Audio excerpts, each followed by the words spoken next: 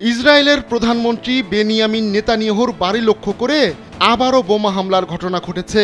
শনিবার উত্তরাঞ্চলীয় ইসরায়েলের সিজারিয়ায় অবস্থিত নেতানিয়াহুর বাড়িতে এই হামলা চালানো হয়।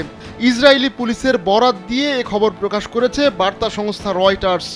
এমন হামলার পর হুঁশিয়ারি উচ্চারণ করেছেন ইসরায়েলের নতুন প্রতিরক্ষা মন্ত্রী ইসরায়েল কাটস।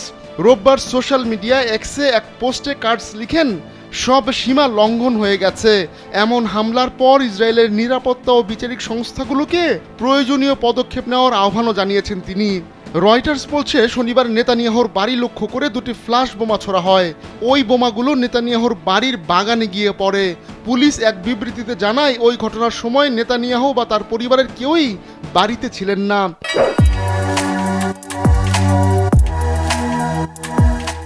আর এ ঘটনায় ক্ষয়ক্ষতিরও খবর পাওয়া যায়নি। এদিকে ইসরায়েলের প্রেসিডেন্ট আইজ্যাক হার্জগও এ হামলার নিন্দা জানিয়েছেন। এ ঘটনায় তদন্ত চলমান বলেও জানান তিনি।